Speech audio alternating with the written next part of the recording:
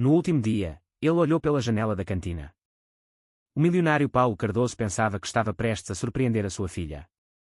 Em vez disso, testemunhou um momento que nenhum pai deveria ver, a sua menina a tremer sobre um tabuleiro de restos frios, e a mulher com quem se casara de pé atrás dela com um sorriso cruel. Paulo Cardoso tinha 42 anos, um milionário por mérito próprio que vivia numa quinta de vidro e pedra nos arredores do Porto. A casa era imaculada, quase clinicamente perfeita. Flores frescas eram entregues todas as segundas-feiras. Os soalhos de mármore eram tão polidos que refletiam os candelabros como se fossem gelo.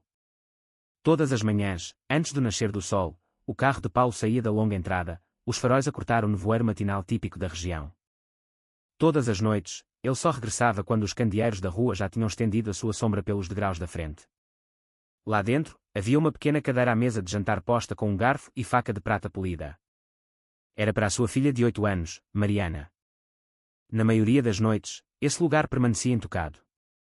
Mariana sentava-se junto à ampla janela com um lápis baço, a desenhar o jardim em silêncio, enquanto a empregada doméstica, Maria Ferreira, de 63 anos, reaquecia o jantar. A senhora Maria adorava Mariana como se fosse sua neta, fazendo-lhe frequentemente leite morno e insistindo para que ela fosse brincar lá fora. Mas Mariana dava sempre a mesma resposta curta, os seus olhos fixos na entrada da quinta. Brinco quando o pai chegar.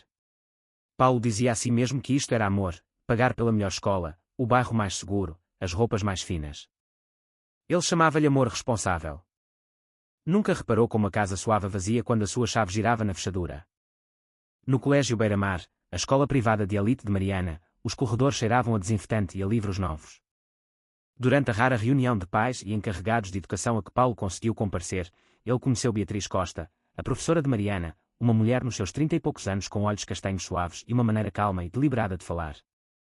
Sentada à sua frente na luz quente da sala de aula, Beatriz disse: "A Mariana é muito inteligente, Sr. Cardoso. Apenas um pouco tímida. Ela beneficiaria demais da sua atenção." As palavras atingiram-no mais forte do que esperava. Ele percebeu que não sabia o que Mariana gostava de comer na escola, com quem se sentava ao almoço, do que se ria com os colegas, se é que se ria. Alguns dias depois, Paulo recebeu um e-mail educado. "Obrigada por ter vindo hoje. A Mariana tem um talento artístico real. Manter-lhe informado." Em anexo estavam fotos de Mariana no clube de artes, a cabeça curvada sobre um papel, uma mancha de cor na sua pequena mão. A escrita de Beatriz transmitia uma segurança gentil, como se alguém estivesse silenciosamente a vigiar Mariana por ele. A partir daquele momento, Paulo começou a reparar mais em Beatriz. Na forma como ela falava sempre suavemente perto das crianças. Na forma como os seus e-mails eram concisos, nunca exigentes, mas cheios de preocupação suficiente para o fazer sentir que não estava a falhar inteiramente como pai. A primeira visita de Beatriz à quinta da família Cardoso ocorreu numa sexta-feira cinzenta. Mariana tinha estado doente e Paulo estava preso em reuniões consecutivas, o seu telefone a zumbir sem parar. Quando ele finalmente correu para casa, encontrou Beatriz na cozinha a pousar um prato de torradas e um pequeno frasco de mel no balcão. "Ela mal come na escola", disse Beatriz, a sua voz suave mas firme. "Pensei em trazer algo leve. Ela gosta de mel." A senhora Maria estava junto à porta da cozinha, um pano de cozinha apertado na mão, a observar atentamente. Paulo sentiu uma onda de gratidão a invadi-lo. Ele nunca tinha pensado em perguntar o que Mariana gostava na escola, mas esta mulher sabia. A partir daí, as visitas de Beatriz tornaram-se mais frequentes, aniversários, exposições de arte, pequenos eventos escolares. Ela vinha sempre com um presente atencioso, um novo caderno de esboços, um conjunto de lápis de cor, um lanche favorito que Mariana não comprava para si mesma. Ela sabia exatamente quanto calor mostrar sem cruzar nenhuma linha óbvia. Numa tarde, enquanto Mariana coloria no tapete da sala de estar, Beatriz sentou-se ao seu lado e disse baixinho: "Toda a criança precisa de alguém que se sinta como uma mãe, sabe?" Da porta, Paulo ouviu cada palavra. O seu peito apertou-se. A casa era perfeita, segura, bem iluminada, mas havia um vazio que o dinheiro não conseguia tocar. Pela primeira vez, ele admitiu a si mesmo que Mariana tinha um pai no papel, mas nenhum pai real presente. Os sussurros espalharam-se rapidamente pelo mundo de Paulo, das salas de reuniões às galas de caridade. Milionário Cardoso encontra o amor novamente. O casamento foi pequeno, mas impecável, música de cordas suave, rosas brancas, uma cerimónia privada no jardim traseiro da quinta, com vista para as luzes da cidade do Porto. Beatriz, com 32 anos, caminhou pelo corredor num vestido branco simples, mas deslumbrante. Ao seu lado, num vestido de renda marfim a condizer, caminhava Mariana, de 8 anos. À distância, parecia uma família pronta. Mas, enquanto as câmaras disparavam, o rosto de Mariana estava pálido, os seus olhos a moverem-se para todo o lado, exceto para o noivo. O repórter perguntou ao Sr. Cardoso, como se sente hoje? Paulo sorriu, o braço à volta da cintura de Beatriz. Sortudo, respondeu ele. Conheci alguém que me entende e que se preocupa com a minha filha. Mais tarde naquela noite, quando os convidados já tinham partido, a senhora Maria limpava os copos de champanhe e os pratos vazios da longa mesa de jantar. No andar de cima, Mariana estava junto ao corrimão, a agarrar um esboço a lápis inacabado, um desenho da sua falecida mãe, Carla Cardoso, a sorrir gentilmente. Ela hesitou, depois dobrou o desenho e guardou-o na gaveta da sua secretária. No seu lugar, colocou uma fotografia moldurada do casamento, o seu pai e a sua nova noiva. O seu olhar demorou-se nela, solitário e incerto. No andar de baixo, os olhos de Beatriz fixaram-se no grande retrato emoldurado da primeira esposa de Paulo na sala de estar. Por apenas um segundo, a bondade na sua expressão desvaneceu-se, substituída por algo mais silencioso, mais agudo, mais duro. Ninguém viu, mas a casa pareceu mais fria. Depois da partida dos convidados, a quinta ficou silenciosa, exceto pelo tic-tac do relógio da sala de estar. Paulo serviu vinho em 2 copos de cristal, elogiando a bondade e os instintos naturais de Beatriz com crianças. Ela sorriu, aceitando os elogios facilmente. Quando Paulo subiu para ver Mariana, Beatriz ficou sozinha na cozinha. O seu olhar derivou para a fotografia moldurada da sua falecida esposa na parede, uma jovem mulher a segurar uma pequena Mariana nos braços, banhada por uma luz solar suave. Lentamente, Beatriz avançou, levantou a moldura do gancho e levou-a para um armário inferior. Limpou a fina camada de pó do vidro com o canto da manga, estudando o sorriso antigo por um longo momento. Os seus olhos não eram os olhos gentis e quentes que ela usava para o mundo agora. Eram frios, calculistas, quase ressentidos. Depois, abriu o armário, deslizou a moldura para dentro e empurrou-a para o fundo das sombras, onde ninguém a veria. Fechou a porta com um clique suave. O relógio da sala de estar continuou a tic-taquear, cada batida seca como uma contagem decrescente. Nem Paulo nem Mariana sabiam que tinha começado. No andar de cima, Mariana estava acordada, a olhar para o teto, a abraçar a sua almofada. Uma única lágrima escorregou do canto do seu olho e aterrou na sua secretária, ao lado de uma pequena linha trêmula que ela escrevera mais cedo nesse dia. Tenho saudades tuas, mãe. A casa agora tinha 3 pessoas, mas de alguma forma parecia mais pesada do que quando tinha apenas 2. Nos primeiros dias após o casamento, parecia que a quinta tinha ganhado vida. As cortinas foram trocadas por tecidos mais leves. As colchas foram substituídas por cores alegres.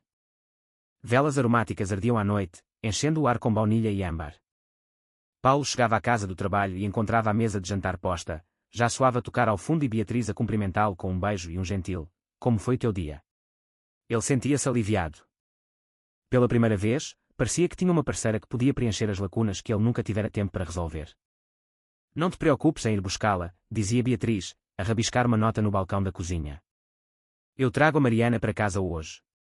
A senhora Maria foi a primeira a notar a diferença. Mariana ainda ia para a escola a tempo, com o uniforme impecável e a mochila arrumada e fechada. No entanto, o seu sorriso nunca mais lhe chegou aos olhos. Sempre que o carro de Beatriz parava na entrada, os ombros de Mariana ficavam tensos. Os seus pequenos dedos agarravam as alças da mochila como se estivesse a preparar-se para um impacto. Na escola, Beatriz não era apenas a madrasta de Mariana. Ela era a professora Beatriz, a respeitada professora. Ela encantava o diretor, António Pires, com facilidade, sabia exatamente o que dizer aos outros pais e usava o título de coordenadora de apoio ao aluno como se fosse uma medalha de honra. Para Paulo, tudo parecia perfeito: disciplina, estrutura, sessões de apoio emocional. Para Mariana, era o início de um pesadelo silencioso. As mudanças vieram em pequenos pedaços afiados. Mariana começou a comer menos em casa. Ao jantar, ela movia a colher à volta do prato como se estivesse a empurrar montanhas que não queria escalar. Quando a senhora Maria perguntava, Mariana abanava a cabeça. Dói-me a barriga, sussurrava ela. Se eu não acabar a comida na escola, a professora Beatriz fica chateada. A senhora Maria sentiu um arrepio percorrer-lhe a espinha. Ela relatou a Paulo, mas Beatriz simplesmente sorriu, pousando uma mão tranquilizadora no braço dele. Ela está apenas a testar os limites, disse Beatriz. As crianças desta idade podem ser preguiçosas. estou a ajudá-la a construir disciplina. Paulo riu, aliviado. É por isso que me casei com uma professora. Tu sabes o que estás a fazer. Os dias transformaram-se em semanas. Mariana ficava acordada até tarde, curvada sobre os trabalhos de casa, as mãos pequeninas a tremer enquanto agarrava o lápis. Verificava a mochila 3, 4, 5 vezes antes da escola, como se esquecer um único item pudesse trazer o desastre. Uma noite, a senhora Maria encontrou pequenos bilhetes na secretária de Mariana. Não contes a ninguém. Sê boa menina. Não deixes o pai triste. A caligrafia não era de Mariana. Quando Paulo partiu para uma viagem de negócios ao estrangeiro, ele beijou Mariana rapidamente e disse a Beatriz para tratar de tudo enquanto ele estivesse fora. Assim que o seu carro desapareceu pelo portão, Beatriz entrou silenciosamente na sala de estar e fechou as cortinas, abafando a luz do dia. A sua voz flutuou escadas acima, suave, mas com o fio de vidro. Mariana, vai para o teu quarto e muda de roupa. Agora. Ninguém mais ouviu, mas para Mariana, soou como uma sentença. O controle de Beatriz apertou-se como mãos invisíveis. Ela ia buscar Mariana à escola mais cedo do que as outras crianças e dizia aos funcionários que era para apoio emocional privado. Falava com o diretor sobre métodos especiais, e ninguém a questionava. Afinal, ela era uma professora amada e a esposa de um dos principais benfeitores. Em casa, Mariana era obrigada a escrever um diário de correção noturno, uma lista de tudo o que fizera de errado naquele dia, respirar muito alto na fila, entornar um grão de arroz, andar muito devagar, esquecer-se de sorrir. Antes do jantar, tinha de o ler em voz alta. Quando Mariana cometia erros, Beatriz não levantava a voz. Pior, ela baixava a. Não queres envergonhar o teu pai, pois não, murmurava ela. As boas meninas são gratas. As boas meninas acabam o que lhes é dado. Mariana começou a acordar durante a noite, sentada na beira da cama, uma mão no estômago. A senhora Maria encontrava-a de pé no corredor, os pés descalços no chão frio, a sussurrar, não quero ir à escola. Mas todas as manhãs, a buzina do carro de Beatriz cortava o ar. O clique dos saltos altos ecoava no azulejo. O seu perfume pairava na cozinha como um aviso. Mariana agarrava as alças da mochila com tanta força que os nós dos dedos ficavam brancos. Paulo começou a notar que as roupas de Mariana pareciam demasiado grandes. As mangas pendiam mais compridas. As suas bochechas, antes cheias e redondas, pareciam ocas. Ele observou-a ao pequeno almoço, a empurrar ovos mexidos pelo prato. Não tens fome? Perguntou ele. Mariana manteve os olhos na mesa. Estou bem, pai.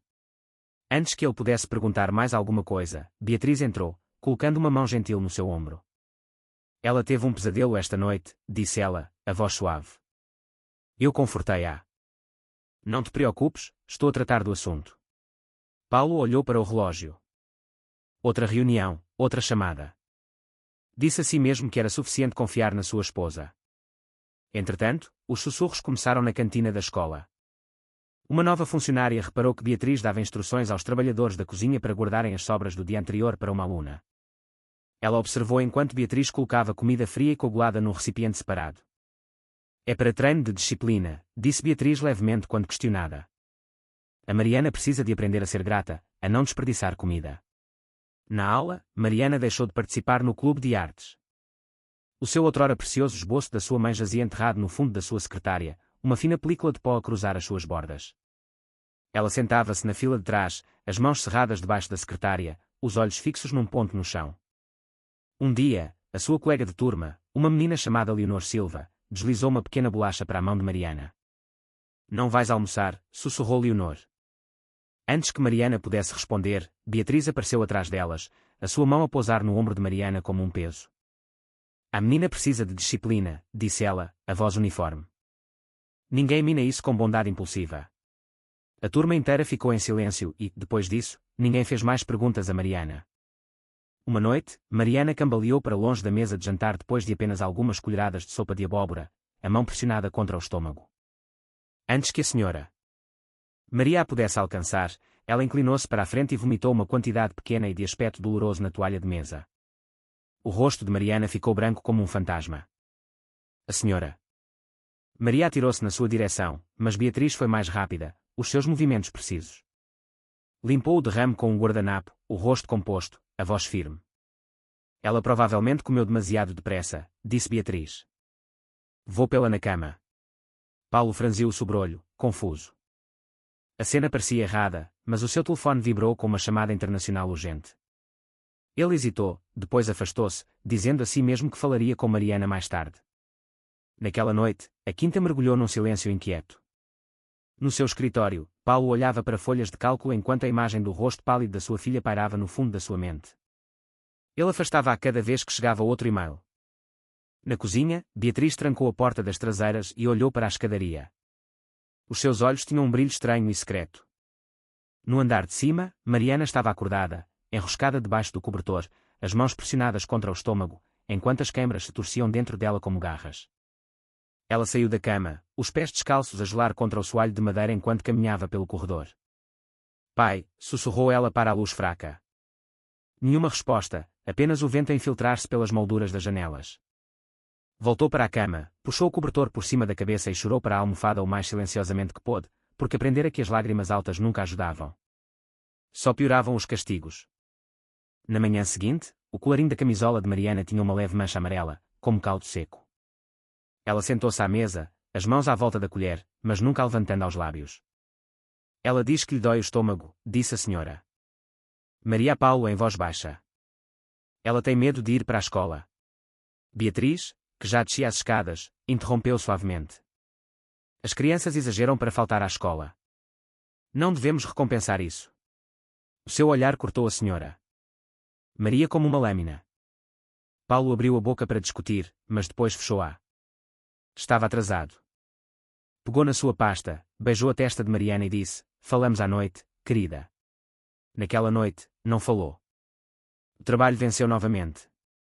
Os dias misturaram-se. Mariana ficou mais magra. A escuridão sob os seus olhos aprofundou-se. Finalmente, algo dentro de Paulo quebrou. Durante uma reunião, deu por si a olhar para uma fotografia antiga de Mariana, tirada meses antes, o seu sorriso brilhante e genuíno, e percebeu que não via aquele sorriso há demasiado tempo. Ligou ao médico de família, o Dr. Manuel Dias. Ela está sempre cansada, não come, não dorme. Eu acho que algo está errado.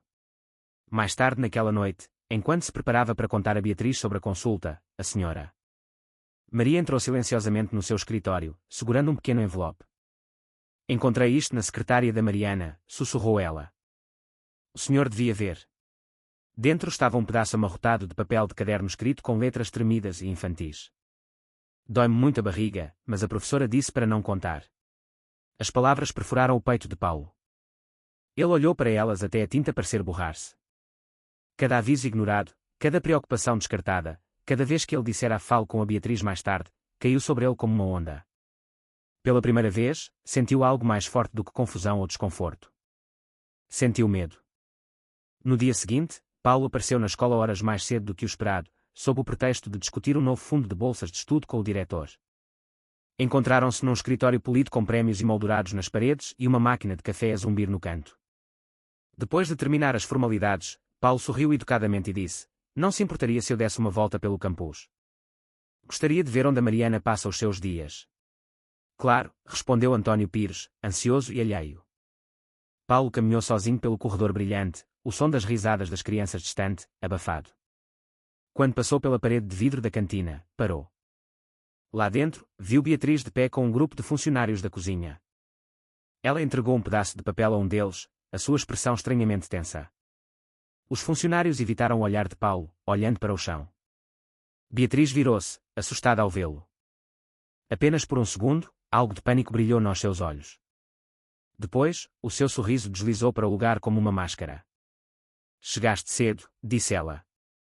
Estava apenas a dar instruções para o plano de refeições especial. A Mariana ainda precisa de supervisão.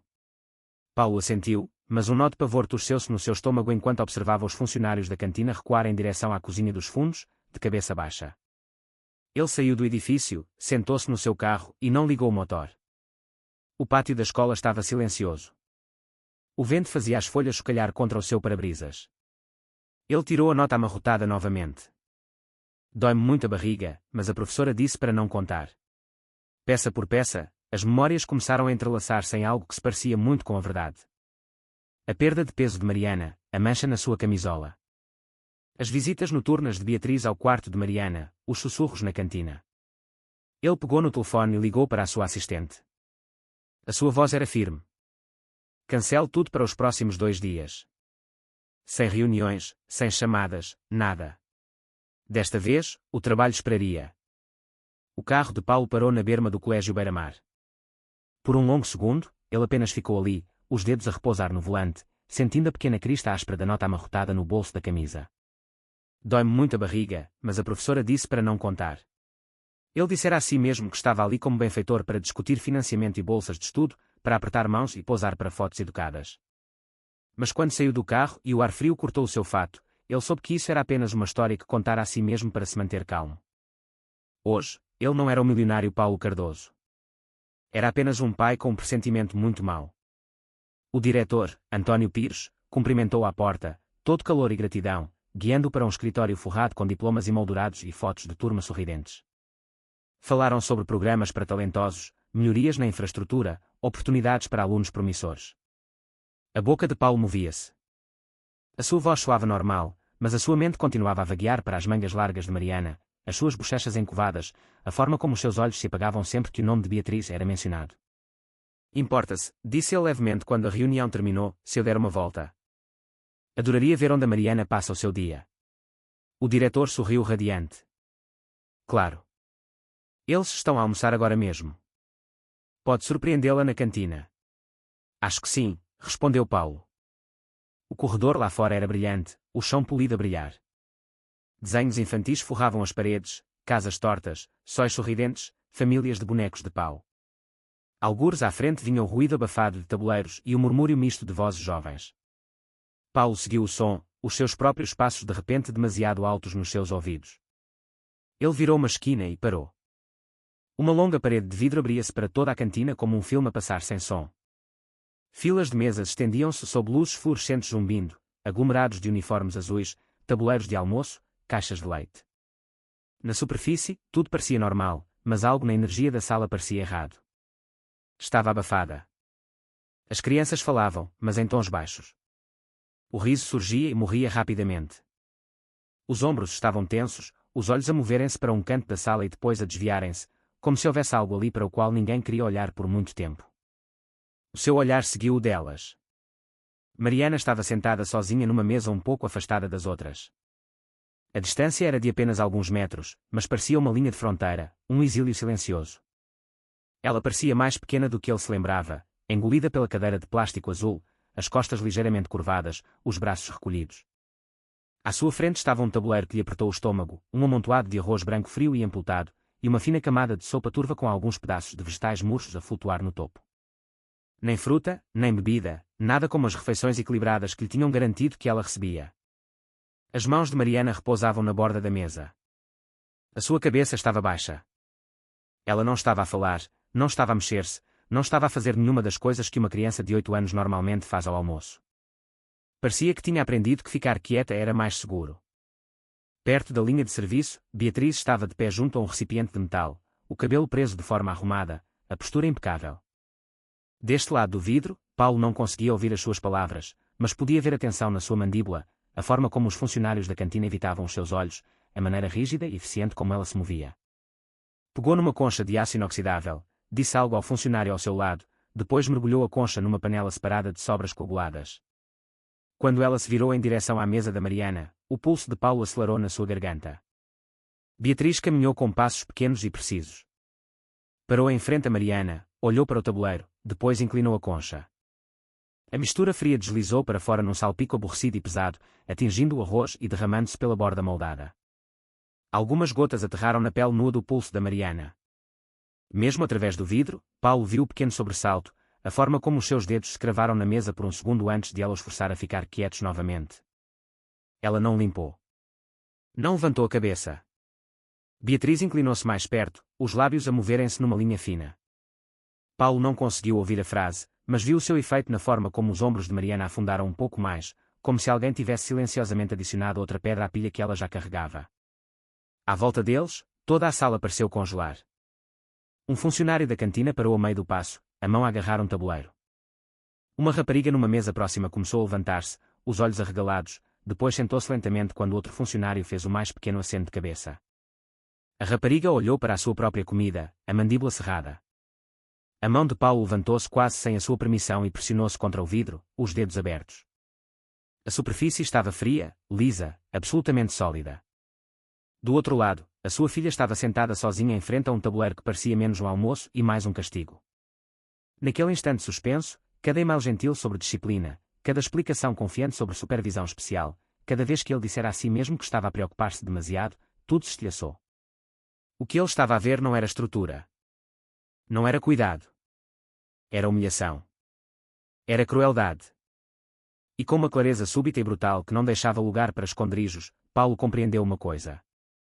Ele já não estava apenas inquieto ou confuso. Era uma testemunha, e estava farto de observar por detrás do vidro. No momento em que Paulo abriu a porta da cantina, toda a sala pareceu inspirar e suster a respiração. Os seus passos ecoaram numa cadência lenta e pesada que se espalhou pelas filas de crianças como um sino de aviso. As conversas morreram ao meio da frase. Garfos pararam no ar. Até as luzes fluorescentes pareceram zumbir mais silenciosamente. Beatriz congelou primeiro.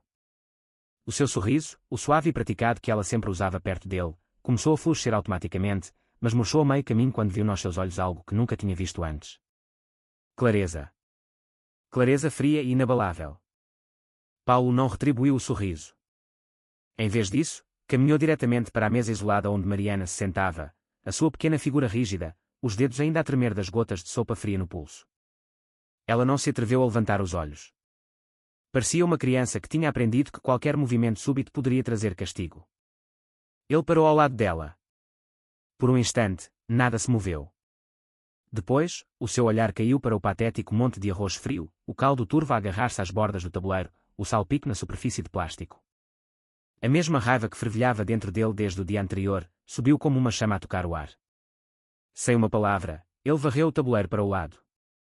O metal chocalhou violentamente, deslizando pela mesa e caindo no chão com um forte tilintar metálico. O som partiu a sala como um relâmpago. Várias crianças saltaram.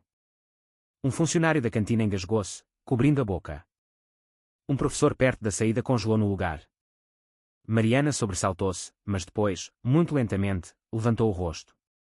Os seus olhos estavam vermelhos, as pestanas molhadas. Os seus lábios separaram-se ligeiramente, como se tivesse estado a tentar falar toda a manhã, mas tivesse esquecido de como o fazer. Pai, sussurrou ela, quase inaudível. Aquela única palavra esvaziou Paulo e encheu-o de algo feroz ao mesmo tempo. Ele inclinou-se e levantou-a nos braços, embalando-a como algo frágil e insubstituível. As suas pequenas mãos agarraram a sua camisa com força, como se estivesse aterrorizada de que ele pudesse desaparecer novamente.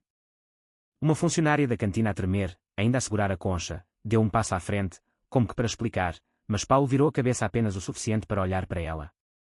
A sua voz era baixa, firme e mais afiada que vidro partido. Não toque em nada. Ela congelou instantaneamente. Beatriz aproximou-se, os saltos a tilintar demasiado alto no azulejo. A sua voz saiu tensa, a tremer nas bordas de um sorriso que já não conseguia manter. Paulo, querido, estás a entender mal. Isto faz parte de um programa disciplinar. Ela precisa de... Ele olhou para ela e as palavras morreram-lhe na garganta. A sala estava silenciosa, exceto pelo zumbido fraco das luzes no teto. Não te aproximarás dela novamente, disse ele. Sem gritos, sem fúria, apenas finalidade. Até o ar parecia recuar perante a violência silenciosa do seu tom. Beatriz abriu a boca, à procura de outra mentira, mas Paulo já se tinha virado, segurando Mariana firmemente contra o peito. Enquanto a levava pelo longo corredor, os professores afastaram-se, os olhos arregalados, compreendendo que uma linha tinha sido cruzada tão profundamente que nunca poderia ser desfeita. Atrás dele, a cantina permaneceu em silêncio, a sua quietude quebrada apenas pelo tabuleiro derrubado, frio no chão. A mesma coisa que finalmente estilhaçara o silêncio que todos tinham tido demasiado medo de quebrar. O Hospital Central de São João cheirava vagamente a antisséptico e a pavimento molhado pela chuva.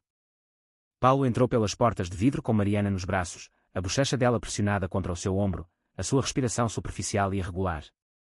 Ela tremia, não do frio lá fora, mas de algo mais profundo, algo que se tinha gravado nos seus ossos muito antes de ele notar. Enfermeiras apressaram-se na sua direção, conduzindo-o para uma sala de exames. Mariana sentou-se na cama, os joelhos dobrados, o seu casaco demasiado grande a engolir a sua pequena figura. Manteve os olhos baixos, os dedos a torcer o cobertor como se estivesse a preparar-se para outra reprimenda que nunca veio. Paulo ficou por perto, as mãos cerradas e inúteis. Pela primeira vez em anos, ele não sabia o que fazer. Não como administrador delegado, não como homem, e certamente não como pai. Ele continuava a rever a cena da cantina na sua mente. A comida fria, os ombros a tremer, a voz de Beatriz afiada como arame. Cada flash queimava mais fundo. Uma enfermeira levantou a manga de Mariana e inspirou silenciosamente. Pulsos finos, hematomas ligeiros, ossos proeminentes onde deveriam estar curvas suaves.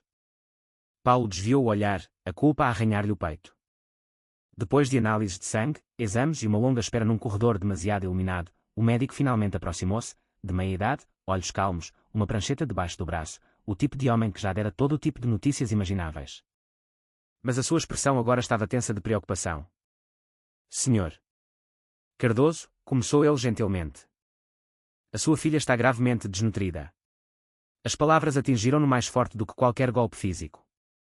Ela tem úlceras de estômago consistentes com stress prolongado, continuou o doutor.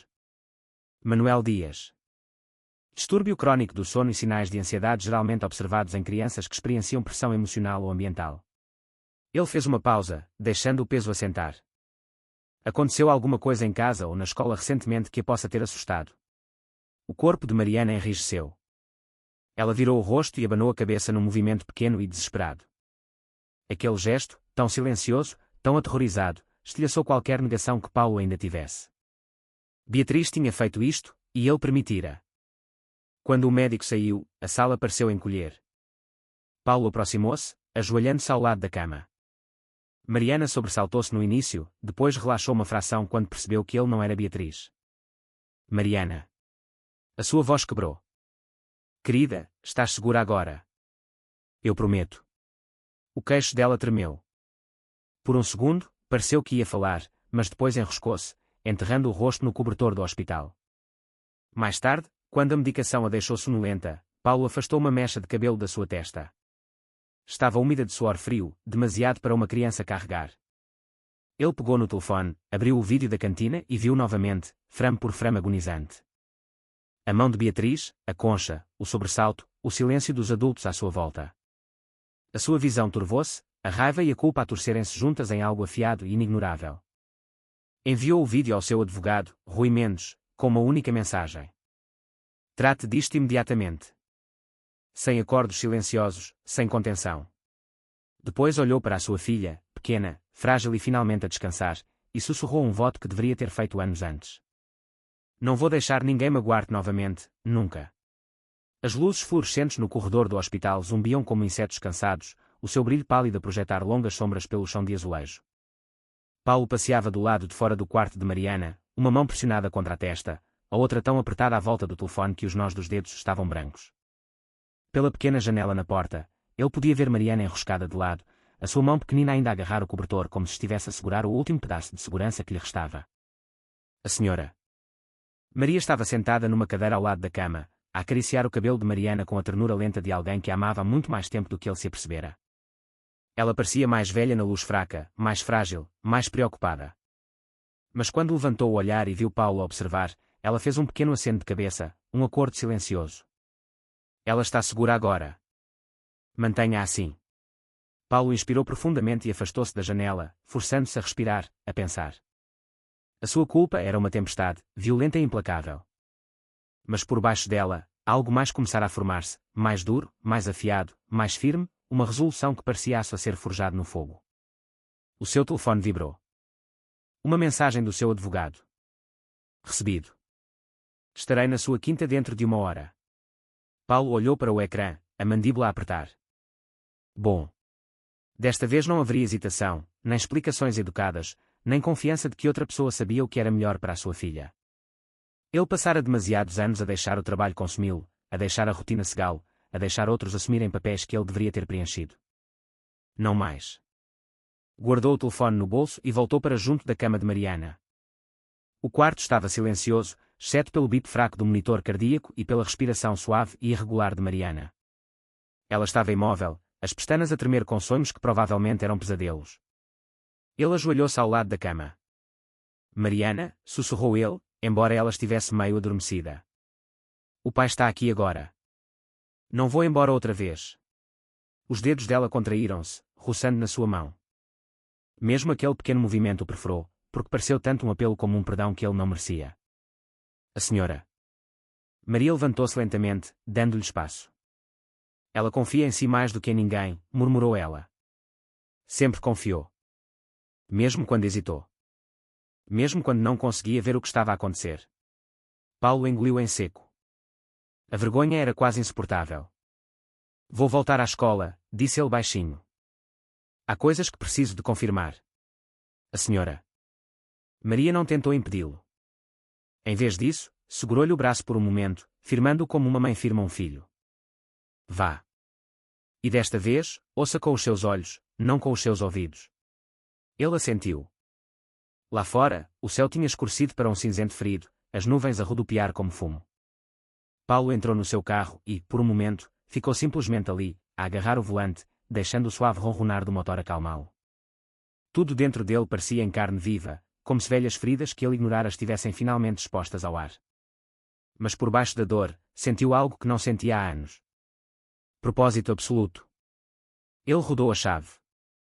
Os pneus salpicaram através de poças rasas enquanto ele acelerava em direção ao Colégio Beira-Mar.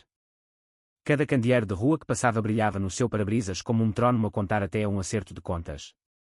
Ele não vinha como um benfeitor ou um empresário polido. Vinha como um pai. E pela primeira vez, sentiu o peso e o poder dessa palavra plenamente. Quando chegou à escola, o campus parecia enganadoramente calmo. Passeios limpos, sebes aparadas, estandartes a esvoaçar na brisa. Mas Paulo já não via a imagem serena que outrora admirara. Agora via rachaduras, lugares onde a negligência e a cobardia tinham sido pintadas para parecer em ordem. Atravessou o pátio com passos largos e decididos e entrou no edifício administrativo. A recepcionista olhou para cima, assustada, mas ele não abrandou. Onde está o diretor? Perguntou Paulo, a voz firme, mas com um toque de perigo. Ele está no seu escritório, senhor. Cardoso, está tudo. Agora, disse Paulo. Ela não discutiu. O diretor, António Pires, levantou-se de trás da sua secretária quando Paulo entrou, um sorriso nervoso a repuxar-lhe os lábios. Senhor. Cardoso, que surpresa. Paulo pousou o telefone na secretária, o ecrã virado para cima. O frame pausado mostrava Beatriz a despejar restos frios no tabuleiro de Mariana. Veja, disse ele. E nos 40 segundos seguintes, o único som na sala foi o eco de uma concha de metal a encontrar plástico, o sobressalto silencioso de uma menina e a quietude cobarde de adultos que escolheram proteger-se a si mesmos em vez de uma criança. Quando o vídeo terminou, Paulo falou novamente, baixo, mas com o peso de um verdito. Eu não serei mais cego, disse ele, e mais ninguém será. Do lado de fora da janela, um trovão rolou pelo céu como um presságio. Desta vez, Paulo não estava a ir embora. Estava a atravessar qualquer tempestade que viesse, porque a sua filha precisava de um pai que lutasse por ela, não de um que observasse à distância. A chuva começara a cair em finas linhas prateadas quando Paulo voltou ao Colégio Beira-Mar.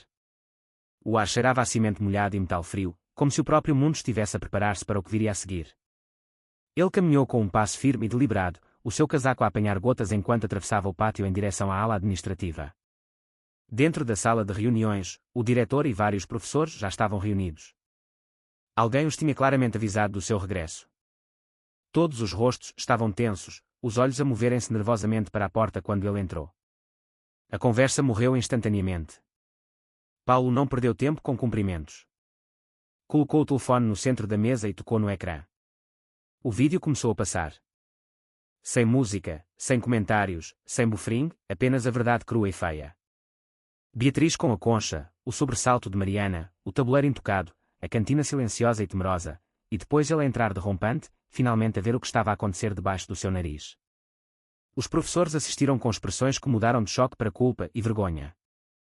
A mão do diretor voou para a boca, os olhos arregalados como se estivesse a testemunhar uma tragédia que de alguma forma aprovara sem ler o guião. Quando o vídeo terminou, a sala ficou em silêncio, exceto pelo zumbido fraco do ventilador do teto. Paulo quebrou. Há quanto tempo? Perguntou ele baixinho. Isto tem estado a acontecer. Nenhuma resposta. Ele levantou o olhar lentamente, deixando-o varrer cada rosto. Quantas vezes ela humilhou a minha filha?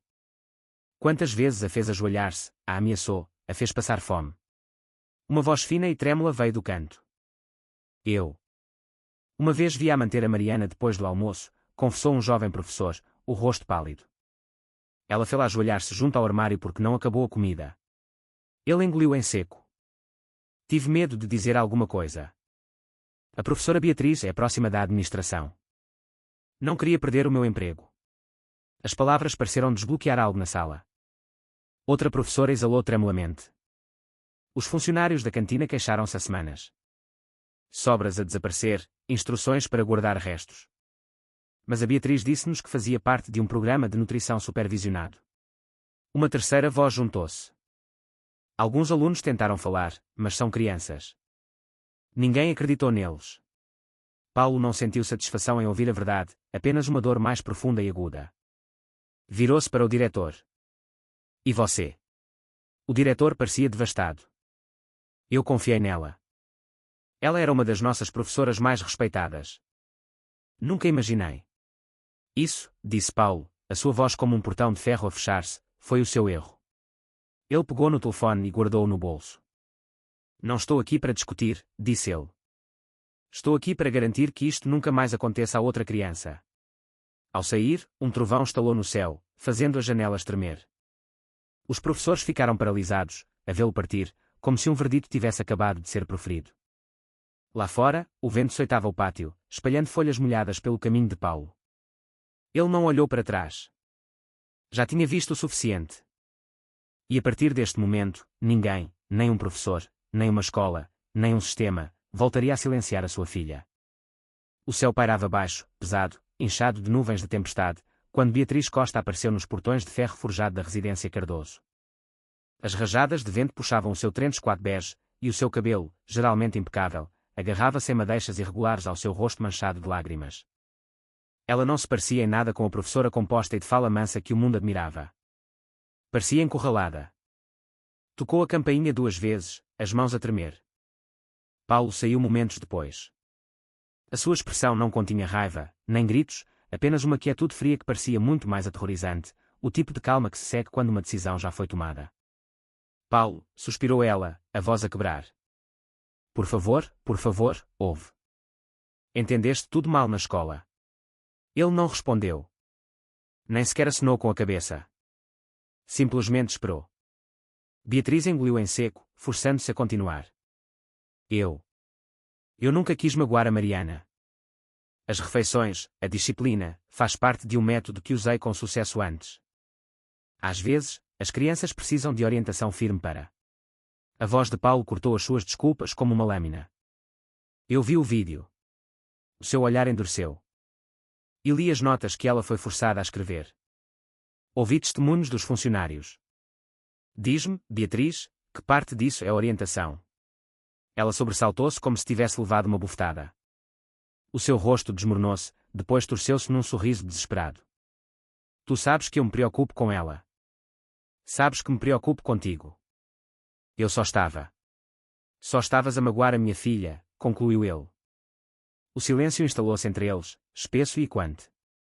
Os olhos de Beatriz moveram-se para a casa, depois para a rua, como se estivesse a calcular se ainda havia algo que pudesse salvar. Paulo, por favor, sussurrou ela, aproximando-se. Vamos falar lá dentro. Podemos resolver isto. Nós podemos.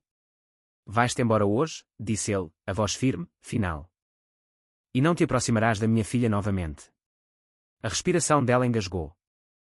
Não podes fazer isto. Mas o som de portas de carro a fechar-se atrás dela fê-la virar-se. 2 polícias aproximaram-se, firmes mas calmos. Menina Beatriz Costa, disse um deles, está a ser notificada de uma ordem de restrição de emergência elevada para interrogatório relativamente a alegações de colocar uma criança em perigo. O rosto de Beatriz perdeu toda a cor. Paulo, gritou ela, estendendo a mão para ele. Diz-lhes que isto é um erro. Diz-lhes. Ele não se moveu. Nem um passo, nem uma palavra. O seu silêncio, outrora a sua maior arma, tinha-se finalmente virado contra ela. Enquanto os polícias a escoltavam para o carro-patrulha, a sua voz subiu mais alto, desfazendo-se em algo selvagem e quebradiço. Não podes arruinar a minha vida por causa de um mal-entendido, Paulo. Por favor, eu amava-te. Mas a porta fechou-se, cortando-a a meio do apelo.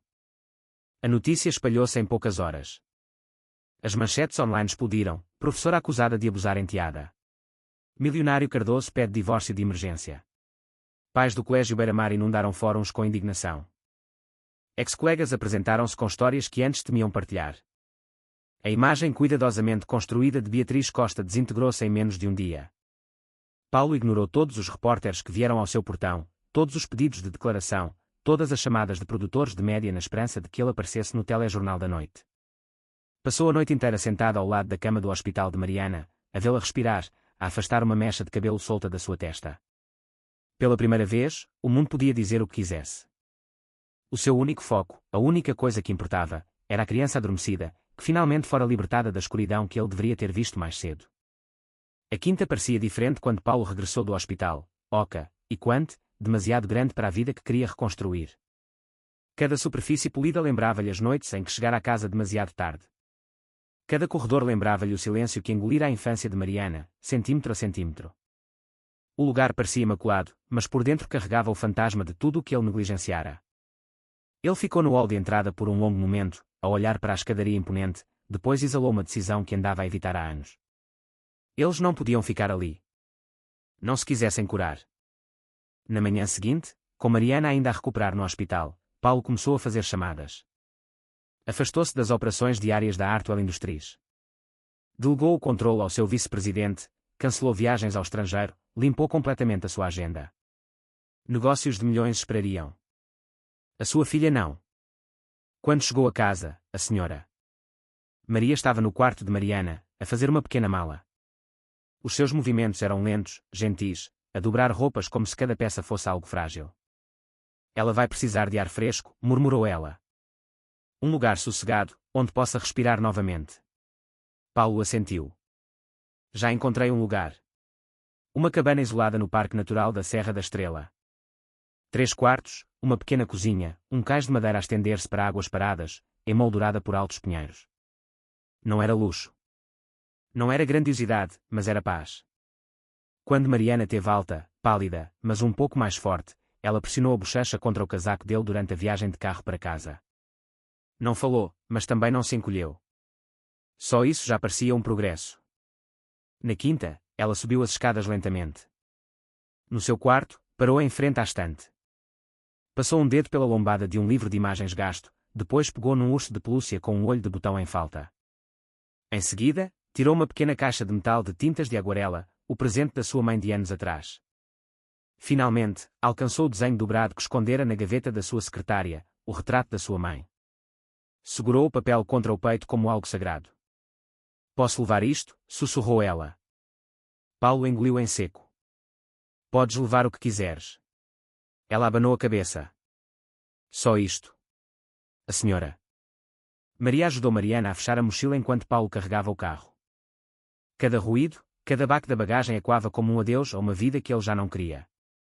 Enquanto se afastavam da quinta, o espelho retrovisor refletia a silhueta encolhida do lugar que ele outrora acreditara que protegeria a sua filha. O vento soprava através dos pinheiros que ladeavam a autoestrada, roçando nas janelas como um sussurro suave e inquieto. Mariana encostou a cabeça ao vidro, a ver a cidade a desvanecer. Edifícios altos dissolveram-se em subúrbios. Subúrbios tornaram-se estradas abertas. Para onde vamos, pai? Perguntou ela finalmente. Paulo sorriu. Não um sorriso polido de negócios que dava ao mundo, mas um sorriso sereno, destinado apenas a ela. Para um lugar melhor, disse ele. Um lugar só para nós. Mariana assentiu, os dedos a agarrar o urso de pelúcia. Pela primeira vez em meses, os seus ombros relaxaram, e enquanto o carro os levava para um novo começo, Paulo sentiu algo mudar, como o peso de anos a levantar-se finalmente, abrindo espaço para o pai que ele estava determinado a tornar-se. A cabana no Parque Natural da Serra da Estrela recebeu-os com o cheiro de pinho e terra úmida, um mundo inteiramente diferente da quinta de mármore e vidro que tinham deixado para trás. Aqui, o ar era mais suave, o vento mais gentil, como se a própria paisagem compreendesse a fragilidade da pequena rapariga que subia ao seu alpendre de madeira. Mariana ficou quieta por um momento, a agarrar o seu urso, os olhos a vaguear para o lago. A água cintilava sob o sol do final da tarde, a sua superfície a ondular como respirações tranquilas. Ela exalou lentamente, como se finalmente libertasse algo que estivera a guardar lá dentro por demasiado tempo. Por dentro, a cabana era simples, soalhos de madeira gastos, uma pequena lareira, uma mesa grande o suficiente para 3. Não era perfeita. Não era elegante, mas parecia humana. A senhora. Maria moveu-se imediatamente pela cozinha, abrindo janelas, deixando o ar fresco varrer o espaço.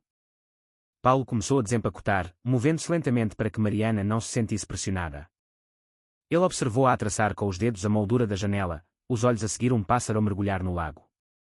Gostas? Perguntou ele suavemente. Mariana não respondeu logo. Depois, acenou uma vez, um gesto pequeno mas certo. Naquela noite, Paulo tentou cozinhar. Os ovos mexidos estavam cozidos demais, as torradas queimadas nas pontas, e o chá demasiado doce.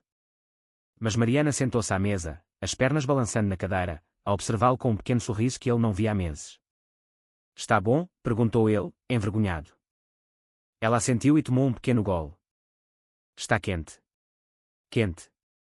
Não delicioso. Não perfeito, mas quente. E isso era suficiente. Os dias instalaram-se em rotinas tranquilas. Todas as manhãs, o nevoeiro flutuava sobre o lago como um suave cobertor cinzento. Mariana sentava-se no alpendre com as suas tintas, a mergulhar os pincéis num copo de água, a observar as ondulações que criava. A senhora. Maria plantou lavanda ao longo do caminho, as suas mãos firmes e seguras, enchendo o ar com uma fragrância suave sempre que o vento passava. Todas as semanas, Paulo levava Mariana à cidade para terapia. Nas primeiras sessões, ela mal falava. Respondia às perguntas com acenos de cabeça ou um sim ou estou bem baixinho. Mas, com o tempo, as palavras cresceram lentamente, como rebentos a romper a terra. Falou sobre as cores de que gostava, sobre os sons que a assustavam, sobre o sino da escola que lhe apertava o peito, sobre o arroz frio, as notas que fora forçada a escrever, os sobressaltos que não conseguia controlar. Numa tarde chuvosa, Paulo encontrou-a na pequena secretária do seu quarto. Ela estava inclinada sobre uma folha fresca de papel de aguarela. Nela estavam duas figuras, uma alta, uma pequena, debaixo de um céu brilhante. Embaixo, numa linha tremida de tinta, estavam as palavras: já não tenho medo. Paulo ficou na porta, a garganta a apertar. Não queria perturbá-la. Não queria quebrar a coragem frágil que a levara àquelas palavras. Mariana, sussurrou ele. Está lindo.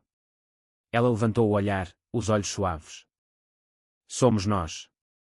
Ele atravessou o quarto lentamente e pousou uma mão no seu ombro. Não pesada, não controladora, apenas presente. Mais tarde naquela semana, com determinação silenciosa, Paulo fundou uma pequena organização ao lado de alguns amigos de confiança. Um lugar para crianças que tinham sido magoadas emocionalmente, que precisavam de arte, terapia e vozes suaves. Ele chamou-lhe Porto da Mariana, porque ela não estava apenas a curar-se. Estava a tornar-se uma luz, um farol para outras crianças ainda presas na escuridão. Os anos passaram como suaves ondulações pelo lago. As estações sucederam-se. Agulhas de pinheiro cobriam o chão no outono, a neve cobriu o cais no inverno, flores selvagens cobriam a margem do lago a cada primavera. E naquela pequena cabana de madeira, a vida reconstruiu-se silenciosamente. Mariana cresceu lenta mas firmemente, tornando-se uma jovem mulher com mãos firmes e olhos que carregavam tanto suavidade como resiliência. Estudou psicologia, dedicando-se a compreender as feridas que outrora carregara sozinha. Quando finalmente regressou à cabana junto ao lago como terapeuta licenciada, não foi apenas um regresso a casa. Foi uma promessa cumprida. A cabana expandira-se ao longo dos anos, transformada no coração do Porto da Mariana, o pequeno centro de terapia que Paulo iniciara. Todos os dias, crianças com olhos silenciosos e mãos tremendo entravam pelas suas portas, recebidas com chá quente, cores suaves e a certeza gentil de que estavam seguras. Mariana ficou conhecida como a terapeuta que escuta antes de falar. Às vezes, sentava-se com uma criança durante uma sessão inteira em silêncio, à espera que ela respirasse sem medo.